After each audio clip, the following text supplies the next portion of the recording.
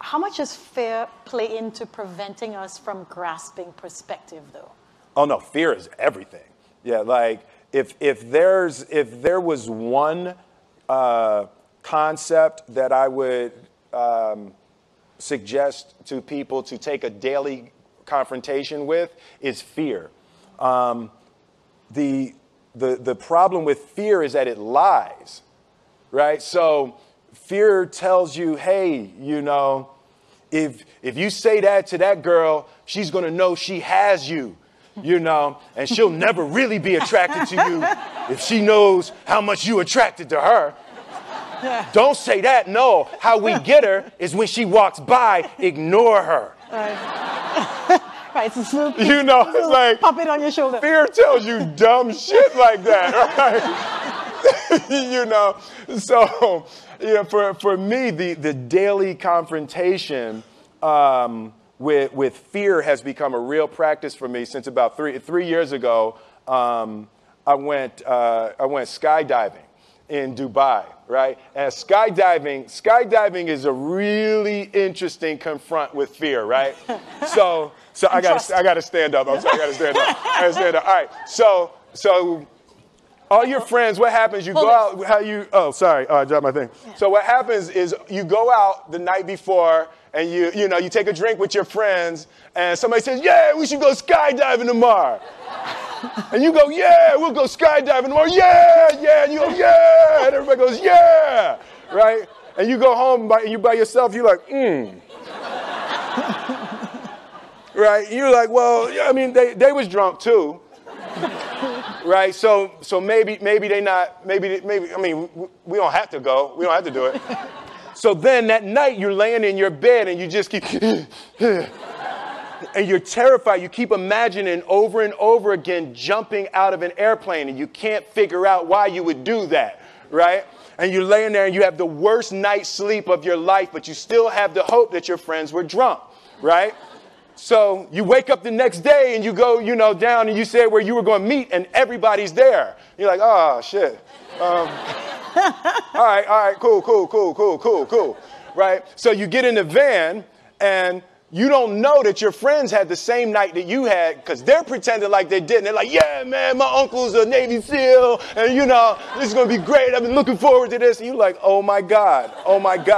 And your stomach is terrible. You can't eat and everything, but you don't want to be the only punk who doesn't jump out of this airplane. So you get there and then you have this safety brief. And you're standing there, and the guys will tell you, well, if the chute doesn't open, what's going to happen is well, why the hell, what could happen? That the chute wouldn't open, right? So you do a thing, and what you do is your first jump, you're attached to a guy who is going, he's going to walk you out. So you go, and you get there, and there's an airplane, and nobody's stopping. Everybody's still going. So you get onto the airplane, and you're sitting there, and it's extra because you're sitting on some dude's lap, some stranger. You're sitting on his lap, and it's like, you're trying to make small talk. Yeah, man. So you be jumping with people all the time, huh? Right? So, and then you just want to make sure, you got kids, right? You got people you need to see, right? You just want to make sure he's serious, right? So you get in there. So everything's normal. So you fly and you go up to 14,000 feet, and you notice there's a light. It's red. And it's yellow and green, right? So right now the light's red. So then you start thinking at some point the light's going to go green, but you don't know what's going to happen, right? And you wait and it goes yellow and the light goes green and somebody opens the door. And in that moment you realize you've never been in a freaking airplane with the door open. Right? Terror. Oh, sorry, I'm spitting. Oh, sorry. No, terror. Right? So you go, and then, if you were smart, you sat in the back so you don't go first, right? And then people start going out of the airplane. And you go, and the guy walks you up to the end of the thing, and you're standing, and your toes are on the edge, and you're looking out down to death. And they say, on 3. And they say, 1, 2, and he pushes you on 2 because people grab on 3, right? Right? And you go,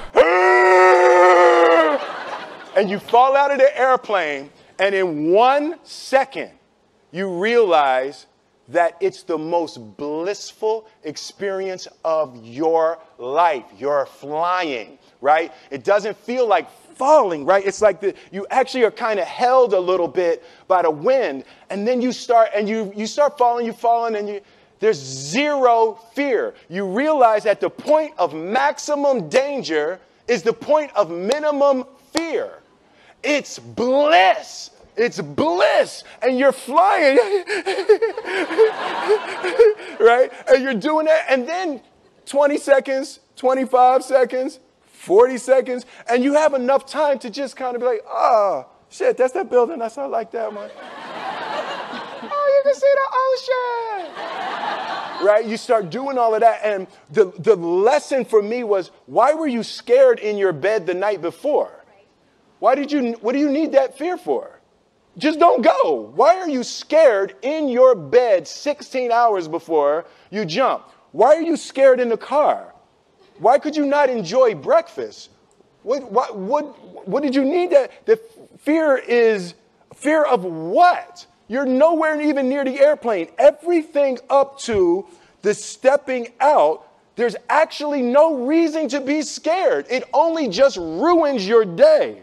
You don't have to jump. And then in that moment, all of a sudden, where you should be terrified is the most blissful experience of your life. And God placed the best things in life on the other side of terror. On the other side of your maximum fear are all of the best things in life. You know? Mm-hmm. So that was my experience with skydiving and fear. All right. All right. So practically speaking. But I didn't like that take. I'm going to do it again. Back to the top. I can sell that better. Oh, no. When you decide to do something like that, like how does it work practically? Do you call your wife and be like, I might be dead tomorrow. Right. No, but that's... But I made a drunk promise. Yeah, I made a drunk promise. Yeah. How about this? So I jumped. I had such a mystical, powerful, spiritual experience. I flew home and got my sons, and I went back, and 10 days later, my sons jumped, right? Yeah. Now, that was a little different. Hold on, see, that makes me stand up, right? Because I'm scared, right? So Jaden went first, right? Jaden wants to do everything first. So I'm sitting there and I'm like, yeah, my sons are going to have this crazy experience. And then Jaden went out of the airplane. And I was like, Then my oldest son, Trey, goes up and he goes out of the airplane. And I was like, this could potentially be the worst display of African-American parenting in history. Right. I was like, both my sons just fell out of an airplane. Jump. Right? Jump. Right. Because I told them to. But again, the fear again. I was like, oh my God. So I told the dude, I was like, listen, I want to see them go out, but I also want to see them land. And he's like, no, it's cool. So this time we went out and we did the straight bullet, and I just went straight down past them. Right. It was like, and he's like, you good? Right, did the bullet straight past, pulled the chute late. Oh, sorry, this makes me spit. I'm sorry. Pulled the chute late, landed, and then videoed them coming down. But it was like, they had the same thing, the same experience with the fear. But that I'm telling you, the confrontation with fear is an absolute magical way of facing the things we have to do in this life, you know? Forget security, live for experience. All right. So with that, every morning when I get out of the bed, you know, I haven't fixed everything in the world yet, so there's always something to do. And in this film, I read an interesting quote for the Siddhartha Gautama, the Buddha. He said that good people have to get out of the bed every day and try to empty the ocean with a ladle, right? And I thought that was, you know, I knew that was profound, and I paused for a second, and I said, all right, what the hell is a ladle, right?